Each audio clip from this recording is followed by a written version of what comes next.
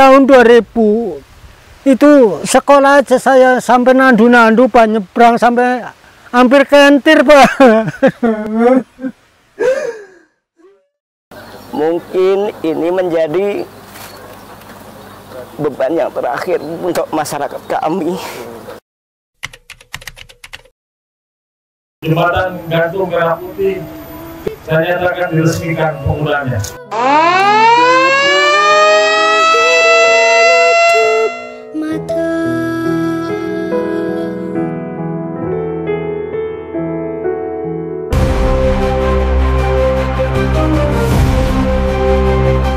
Assalamualaikum warahmatullahi wabarakatuh. Selamat pagi, salam sejahtera untuk kita semuanya. Salam, Om Swastiastu, Namo Buddhaya, salam kebajikan. Sobat-sobat Diponegoro Shoulder Talk, pada kesempatan kali ini saya kedatangan tamu dari Kabupaten Brebes. Ya, lumayan perjalanan cukup jauh ditempuh untuk menuju ke lokasi kita berbincang ini. Sudah bersama dengan saya Dandim 0713 Brebes, Letkol Infantri Sabto Broto, kemudian Bapak Kepala Desa Kutamandala, Pak Faturi. Jadi pagi ini kita berbincang mengenai sejarah adanya jembatan gantung merah putih yang menjadi sarana utama yang membantu masyarakat di Desa Trisolir. Beberapa tempat yang sebelumnya sudah diselesaikan oleh Kodam 4 Diponegoro, antara lain di wilayah Kabupaten Brebes ada 3 jembatan, kemudian di wilayah Kabupaten Tegal ada 4 jembatan, kemudian masing-masing 1 jembatan ada di Pemalang, Cilacap, Klaten, dan juga Kabupaten Batang. Seluruhnya adalah merupakan ide atau inisiatif dari Bapak Mayor Jenderal TNI Deddy Suryadi, Panglima Kodam 4 Diponegoro. Bagaimana Kodam 4 ini bisa menghadirkan jembatan gantung merah putih ini untuk membantu mengatasi kesulitan desa-desa terisolir supaya bisa terhubung baik ke kantor-kantor pemerintahan, ke fasilitas layanan publik, dan juga untuk pendidikan. Jadi luar biasa. Hari ini mari di kesempatan talkshow kali ini kita akan menggali bagaimana sejarah adanya jembatan gantung merah putih. Pagi ini kita di episode Diponegoro Shoulder Talk yang kedua. Kita akan membahas tentang bagaimana lahirnya jembatan gantung merah putih. Yang menjadi inisiasi dari Bapak Pangdam 4 Diponegoro. Sebelumnya supaya sahabat-sahabat Diponegoro Shoulder Talk ini bisa mengenal lebih dekat, silakan Pak Dandim memperkenalkan diri, awal mula perjalanan sampai dengan hari ini. Silakan. Siap. Baik, terima kasih. Saya Letkol Infantri Sabto Broto, Dandim 0713 Brebes. Saya sampai saat ini sudah berdinas di Brebes 14 bulan. Berkaitan bicara tentang latar belakang saya sebelumnya pernah dinas di Kopassus 15 tahun, kemudian dapat amanah di Kodam 4, dapat amanah lagi danjon di Kodam Iskandar Muda, kemudian penugasan Papua, setelah itu kembali ke Aceh lagi, baru menjadi Dandim 0713 Brebes. Pada saat saya menjabat jadi Dandim, kebetulan ada pengarahan dari Bapak Panglima Kodam 4 Diponegoro agar para komandan satuan kewilayahan untuk peka terhadap lingkungan atau daerah yang kesulitan masyarakat. Nah, kebetulan happy-nya adalah Bapak Pangdam 4 Diponegoro memiliki program jembatan gantung, sehingga perintah itu langsung kita kerjakan, langsung turun ke lapangan. Salah satunya saya turun langsung ke Desa Kutamandala, yang mana saat itu saya ingin melihat langsung seperti apa fenomena sungainya, seberapa besar kebutuhannya masyarakat akan jembatan, sehingga itu akan menjadi pedoman saya untuk segera, apakah bersifat segera atau dikerjakan atau nanti bisa di lain waktu. Ternyata melihat fenomena yang ada, memang harus segera dibuat, karena saya melihat langsung masyarakat nyebrang pada saat airnya banjir tidak bisa menyeberang. Pada saat surut mungkin sekitar sepinggang itu beliau menyeberang, bahkan anaknya digendong, anak sekolahnya, kemudian bawa hasil pertanian juga dipanggul, ya sulit. Dan yang lebih ironis lagi, saya mendapat cerita dari Pak Kades waktu itu bahwa ada orang yang melahirkan mau dibawa ke puskesmas karena air banjir nggak bisa dilewati, akhirnya lahirnya di pinggir sungai. Pinggir sungai, langsung ditangani medis dengan cara supaya bagaimana medis bisa diseberangkan itu sehingga selamat. Kemudian pada saat saya datang ke situ, saya langsung memanggil Pak Kades. Pak Kades dipanggil, kebetulan sama-sama di sungai itu ada warga masyarakat dan semuanya. Kemudian ya saya tidak banyak bicara dengan Pak Kades, langsung saya tantang saja, karena tipe saya ketika di wilayah dimanapun, tidak hanya di Brebes, di setiap penugasan mungkin di Maluku Utara atau di Manado atau di Pulau Seram, Pulau Buru dan sebagainya, saya sukanya menantang jembatan. Karena kalau menantang itu masyarakat kaget dulu, dengan adanya kaget, sehingga mereka terbelalak, habis itu dia langsung respon di situ. Pak Kades, fenomena di wilayah sampean ini butuh jembatan. Ini ada program Panglima Kodam 4 di Ponorogo, mau nggak sih bikinkan jembatan. Nah, waktu itu Pak Kades langsung kaget masyarakat, sampai masyarakat ada yang bilang, temenan ora ke pakan. Itu kalau bahasa orang ngapaknya temenan ora pakan gitu. Ya temenan, kalau tentara udah turun temenan, nggak ada yang bohong-bohong. Tinggal tunggu waktu. Yang penting syaratnya satu, jembatan gantung itu harus dengan metode gotong royong. Karena apa? Program sudah dicarikan Bapak Pangdam 4 di Ponorogo, melalui teman beliaunya yaitu Pak Suntana. Kebetulan beliau juga berkiprah di dunia jembatan gantung, ketemu sama Pangdam 4 di Ponorogo, langsung seluruh dandimnya digerakkan, sehingga segera merealisasikan jembatan sehingga warga biar tidak kesulitan lagi. Waktu itu warga ya langsung siap, bahkan mereka besoknya pun langsung eksekusi, cari material, pondasi dulu, aman, baru nanti pengecoran tiang dan sebagainya. Nah kebetulan Pak Kades, kami arahkan Pak Kades, kenapa jembatan ini gotong royong? Karena jembatan ini jauh dari kampung. Kalau dibuat gotong royong, masyarakat ikut merasakan capeknya, panasnya, lelahnya, pasti akan memilikinya tinggi. Sehingga akan merawat. Karena jembatan ini nggak ada yang merawat, mau siapa lagi? Karena itu memang harapan pertama untuk dimiliki. Siap. Minimal itu 1 kilo dari perkampungan yang bisa menghubungkan antar kampung di situ. Nah kebetulan Pak Kades memimpin langsung pengecoran, bahkan membawa besinya diangkat sampai 80 orang. Jarak 2 kilo itu nyampe juga tuh, saking semangatnya masyarakat itu. Karena memang saya melihat juga kemarin di tempat pengerjaan langsung itu memang sangat guyup sekali, tentara, rakyat, nggak kenal lelah, pokoknya bagaimana mimpinya ini bisa diwujudkan. Nah, baik, selanjutnya saya ke Pak Kades. Jadi cerita Pak Dandim tadi adalah awal mula terwujudnya jembatan gantung merah putih. Sekarang saya ingin Pak Kades menceritakan lah, ibaratnya mengapa kok sampai terhubung dengan Pak Dandim untuk bisa melahirkan jembatan gantung merah putih. Yang pertama itu kan di Desa Kutamandala, yang kemudian berlanjut ke 10 titik lainnya, dan mudah-mudahan nanti harapan dari Pak Dandim akan ada 1 jembatan lagi Pak Dandim. Ada 100 meter nanti yang terwujud nanti. Monggo Pak Kades bercerita ke kami. Baik, kawan-kawan ini bisa mendengarkan semua. Baik Pak, nama saya Fathuri. Saya menjabat sebagai Kepala Desa Kutamandala, Kecamatan Tonjong sejak tahun 2020.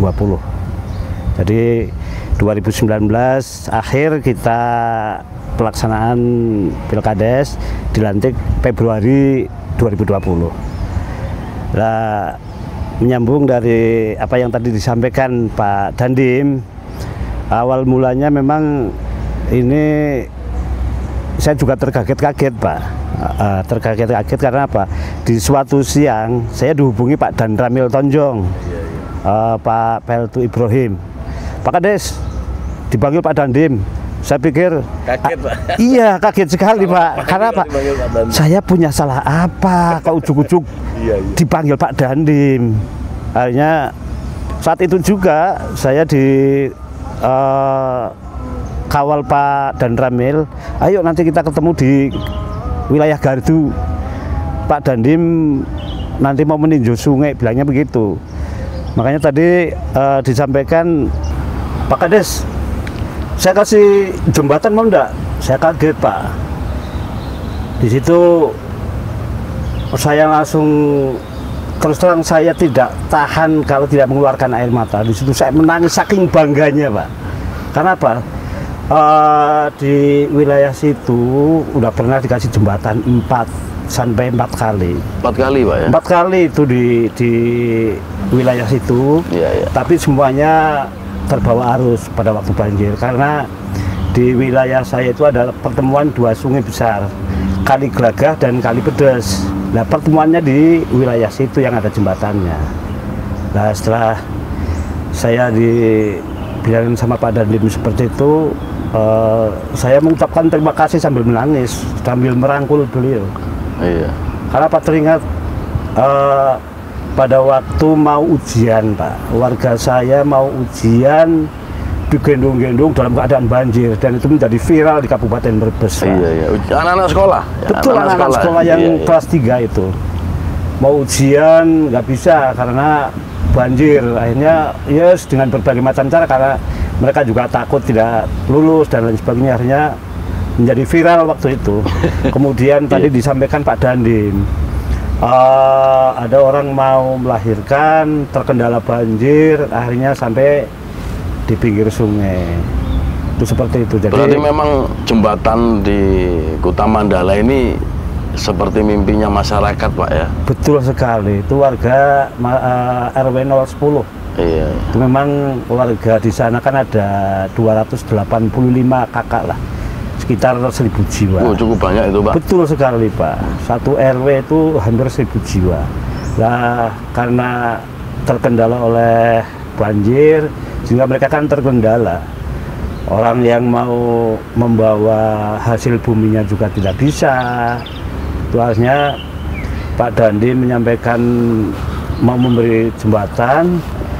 Akhirnya di situ kira-kira di mana? Memang ada warga masyarakat waktu itu yang minta di situ saja. Oh, di lokasi yang lama. Ya. Tetapi setelah diadakan pengajian oleh Pak Dandim dan Pak Suntana, saya tunjukkan dulu pernah ada jembatan darurat yang dibangun oleh Kapolres Brebes. Tetapi memang baru dibangun, ada banjir langsung ambrol lagi. Sehingga dari situ kemudian tim bareng-bareng meluncur ke yang sekarang dibangun jembatan Merah Putih itu. Iya. Jadi di sana bentangannya juga tidak terlalu lebar. Kemudian para penambang liarnya juga relatif tidak ada. Sehingga Pak Suntana memutuskan untuk dibangun di area situ, yang sekarang menjadi jembatan Merah Putih itu. Nah, sekarang yang berjalannya waktu sudah diresmikan pada bulan Mei kalau tidak salah. Ya, tahun kemarin kan. Iya. Saya juga lupa. Peresmiannya tanggal berapa ya, Pak? November. Nah, oke.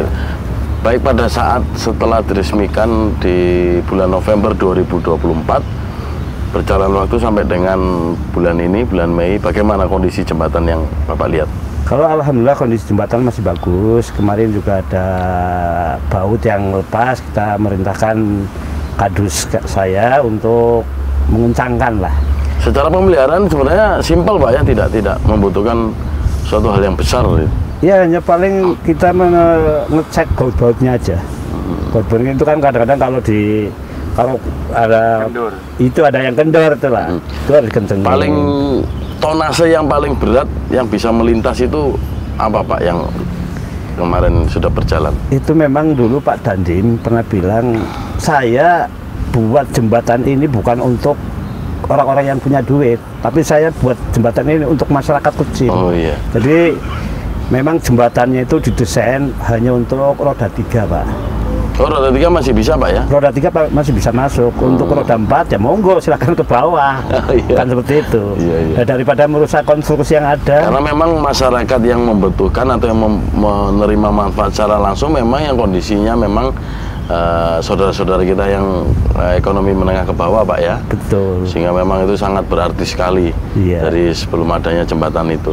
Kira-kira ya untuk sekolah, rumah sakit, dan memang Pak Faturi lihat sampai dengan hari ini manfaat yang dirasakan masyarakat seperti apa Pak? Seberapa besar? Waduh, alhamdulillah memang manfaatnya sangat besar sekali buat warga kami Pak di RW 10 itu. Karena ya memang apa ya, itu kalau banjir Pak.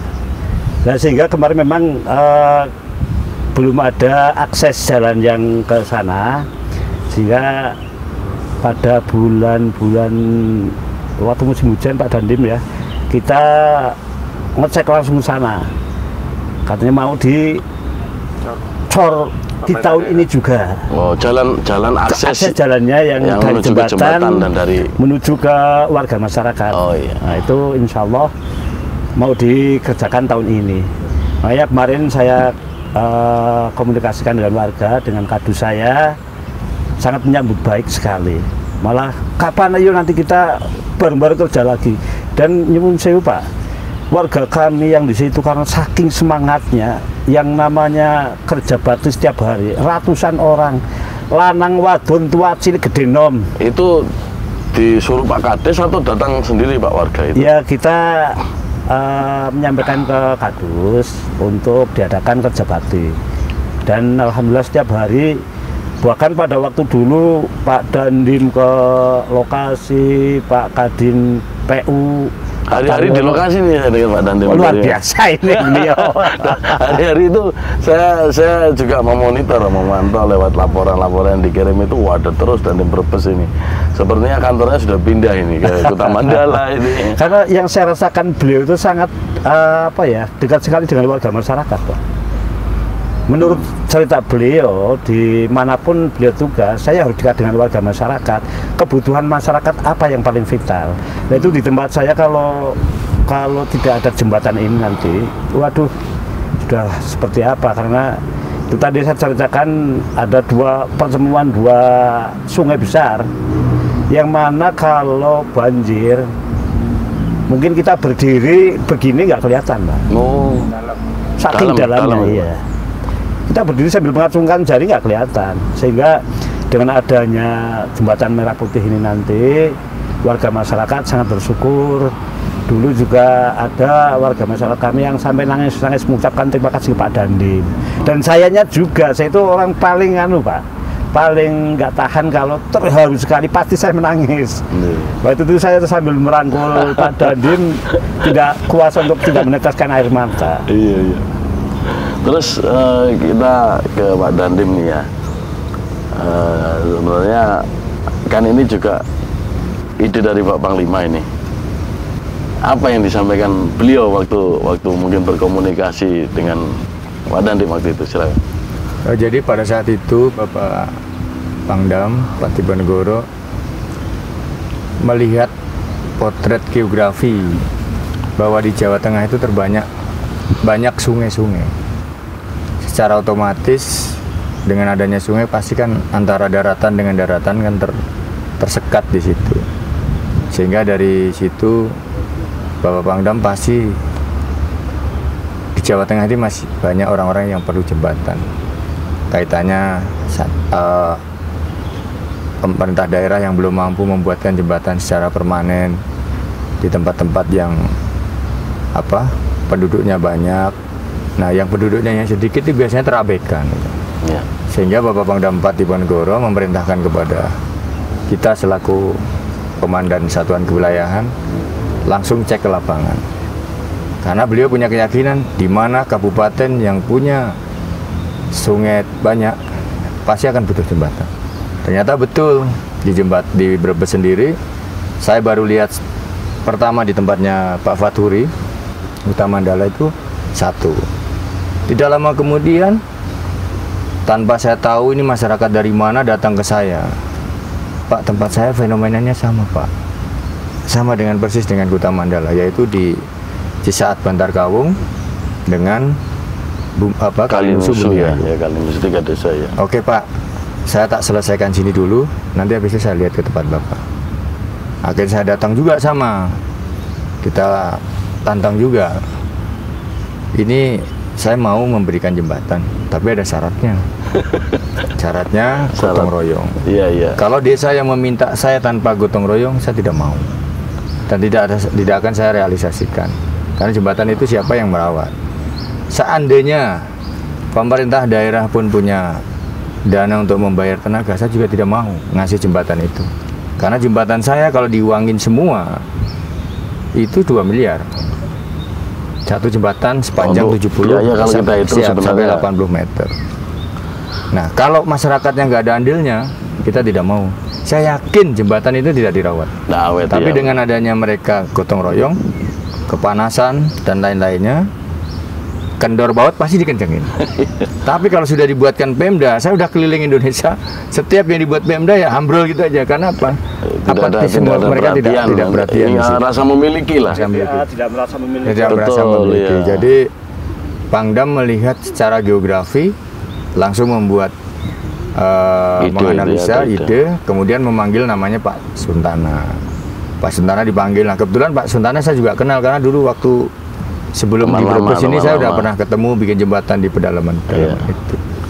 Nah, berangkat dari situ.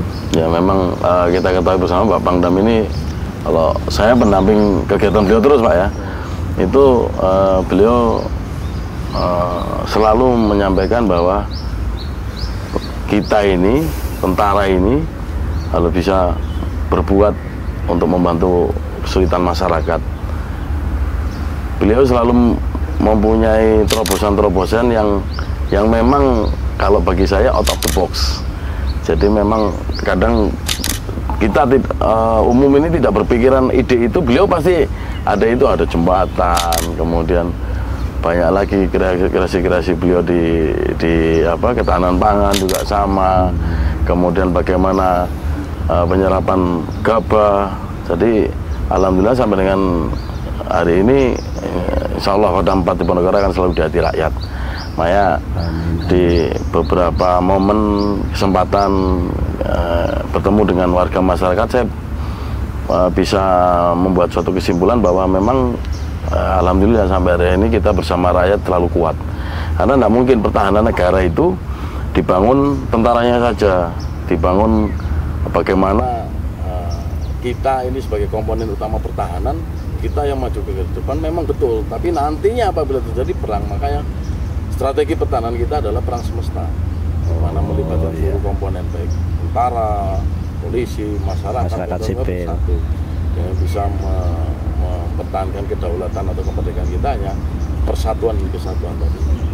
Baik, kembali ke topik pembahasan tentang jembatan Merah Putih. Jadi tantangan apa yang paling banyak dihadapi oleh Pak Dandim ini untuk 3 jembatan yang sudah dibuat di Brebes?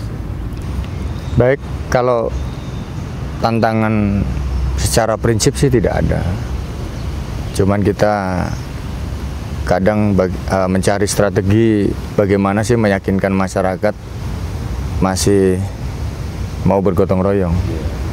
Bahwa sekarang ini kemajuan teknologi, kemajuan perkembangan zaman itu, apalagi secara internasional, global, nasional dan sebagainya, gotong royong itu hampir-hampir sebuah dulu menjadi hal luar biasa, sekarang agak sedikit berkurang.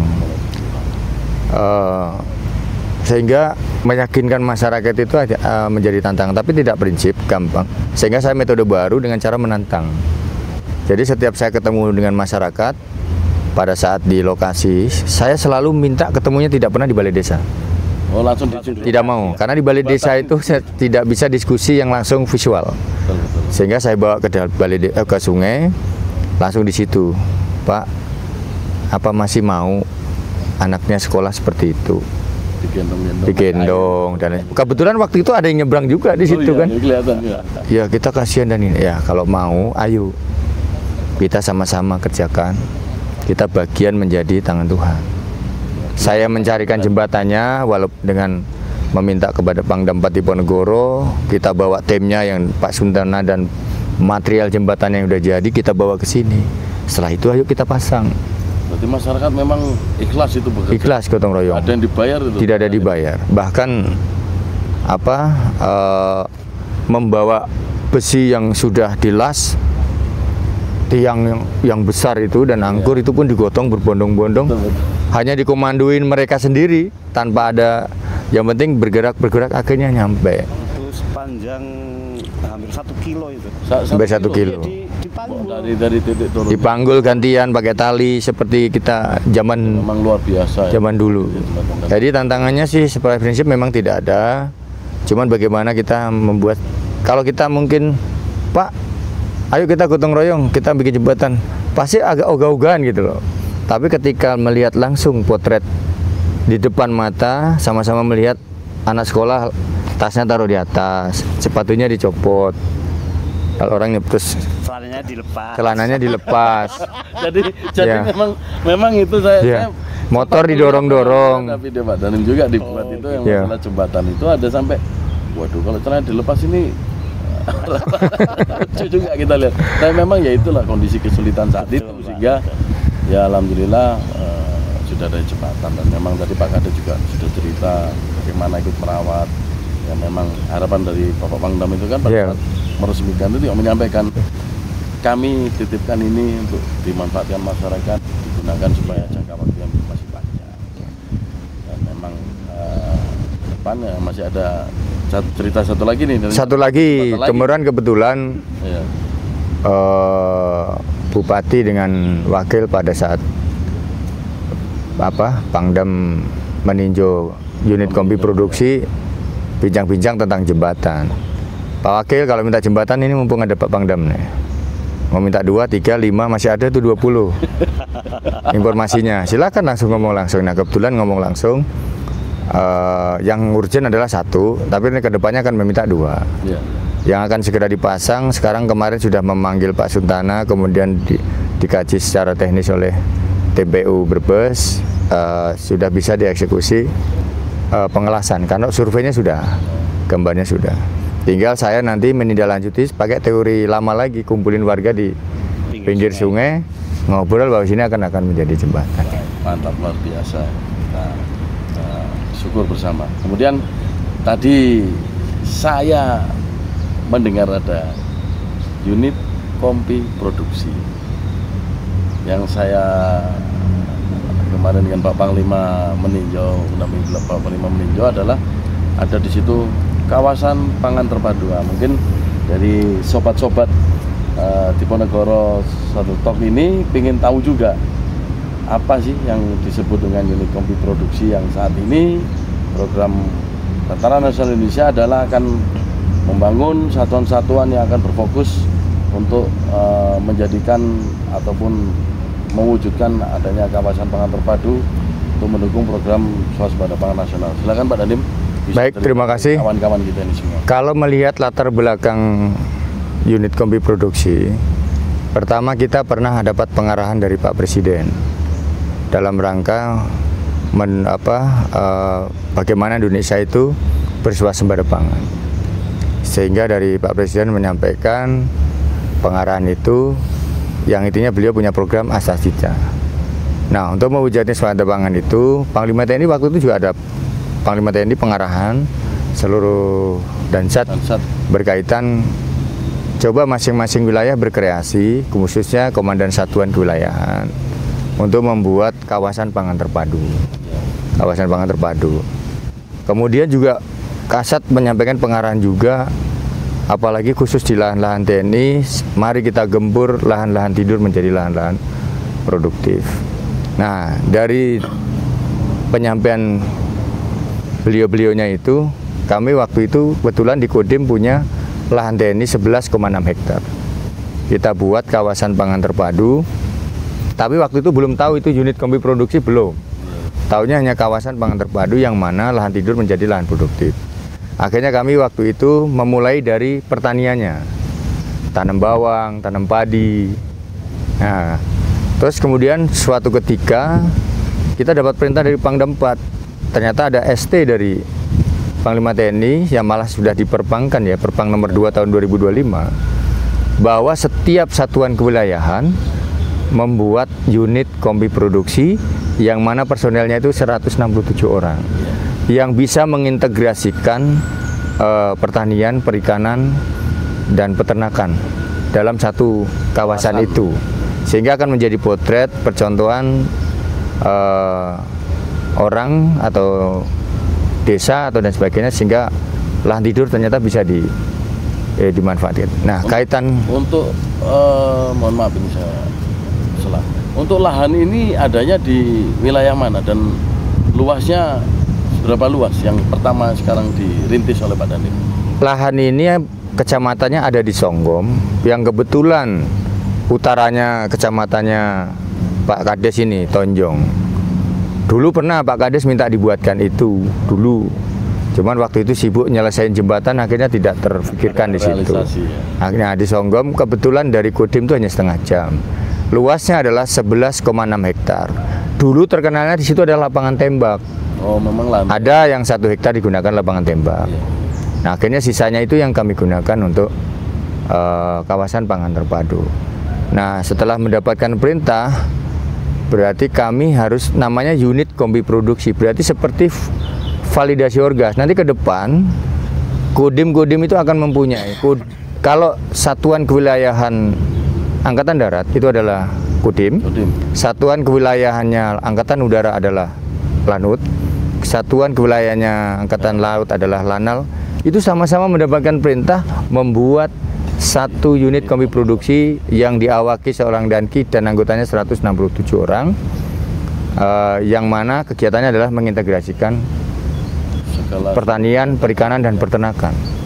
Nah, sehingga kemarin pada saat paparan kebetulan Brebes ditunjuk mewakili Angkatan Darat memaparkan konsep yang akan dibuat Kodim Brebes berkaitan unit kombi produksi. Dan nanti saya sudah melihat ada langsung kemarin mendampingi Pak Panglima, dan langsung memang di situ ada perikanannya, ada pertaniannya, kemudian ada peternakannya juga.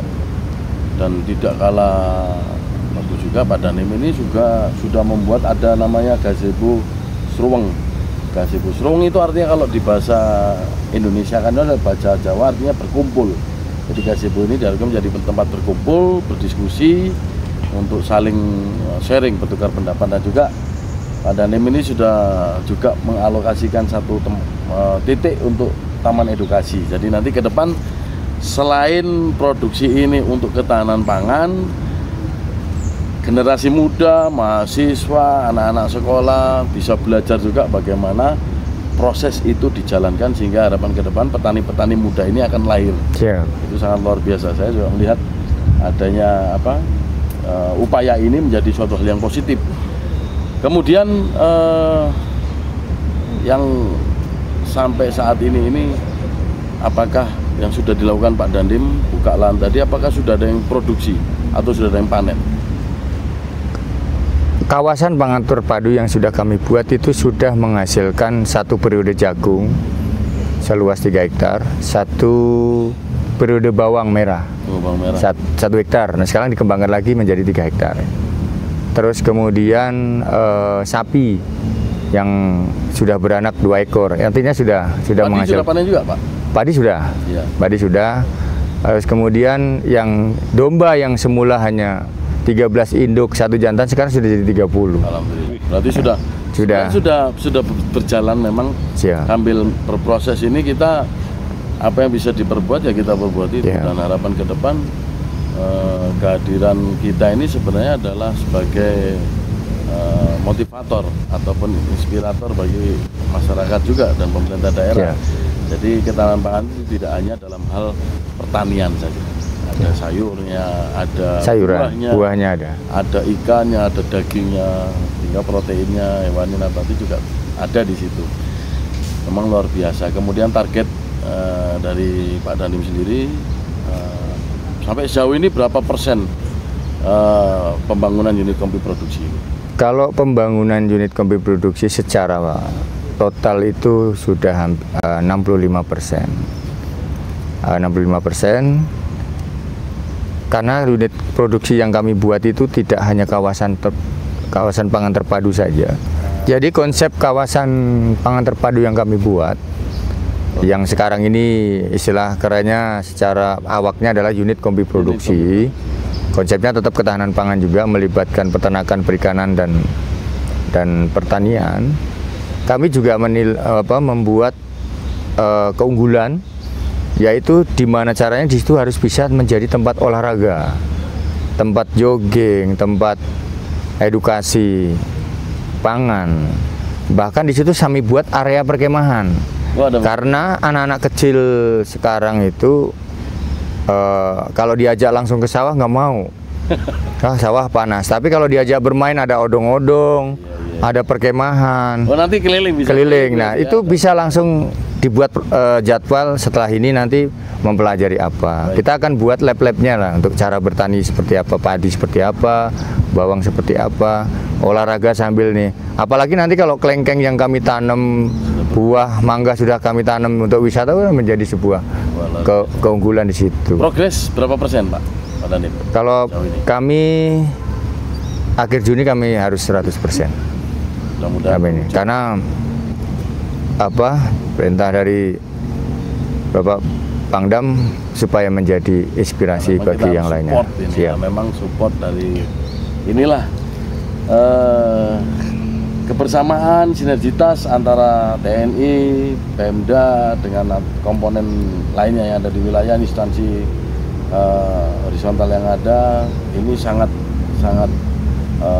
membantu dalam artian penyelesaian terwujudnya kawasan pangan terpadu. Karena kehadiran kawasan pangan terpadu ini atau unit kombi produksi yang disampaikan oleh Pak Dandim tadi tidak hanya untuk kepentingan satu pihak saja, tapi ini adalah untuk kepentingan bangsa.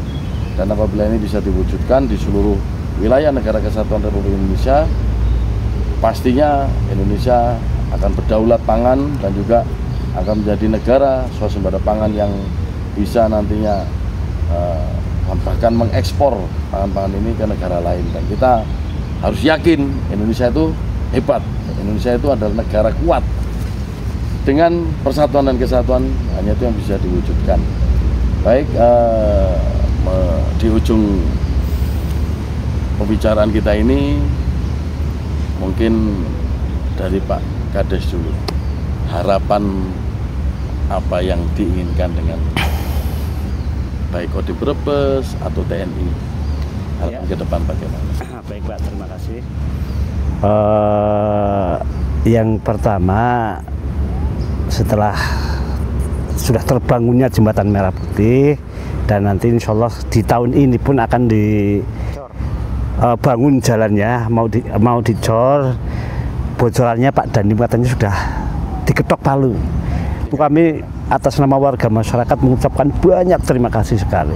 Yang pertama kami ucapkan terima kasih yang setinggi-tingginya pada Pak Pangdam 4 Diponegoro yang telah menginisiasi hadirnya sebuah jembatan di wilayah kami, sehingga nanti ke depan warga masyarakat kami yang berjumlah sekitar 1.000 orang itu tidak kesusahan dalam beraktivitas keluar.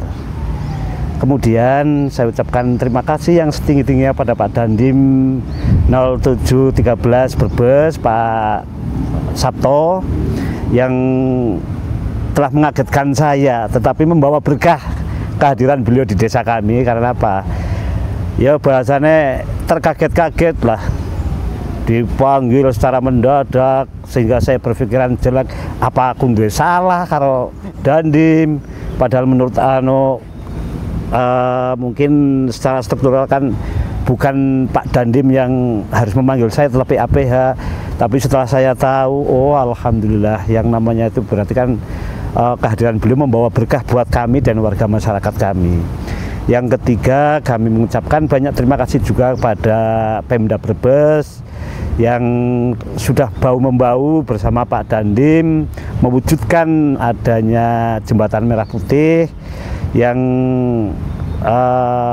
sudah luar biasa bagusnya seperti itu. Kemudian ke depan akses warga masyarakat kami tidak kesusahan lagi, dan selanjutnya kami mengucapkan terima kasih juga kepada warga masyarakat kami yang telah bahu-membahu, boleh dikatakan kalau orang tempat saya itu ngawan bengi mikirna pembangunan jembatan merah putih bagaimana biar cepat terwujud. Dan alhamdulillah berkat kebersamaan antara warga masyarakat kami dan bapak-bapak dari Kodim 0713 Brebes sehingga jembatan merah putih itu bisa terwujud, dan mudah-mudahan secepatnya akses jalannya itu bisa dibangunkan. Dan insya Allah kami juga sudah koordinasi dengan kadus saya di kadus 10 itu, warga masyarakat siap untuk bahu-membahu lagi mewujudkan akses jalan menuju ke wilayah mereka. Kemudian harapan kami mudah-mudahan Pak Pangdam, Pak Dandim diberikan kesehatan yang prima sehingga bisa berkarya, berbuat yang terbaik lagi untuk warga masyarakat Indonesia.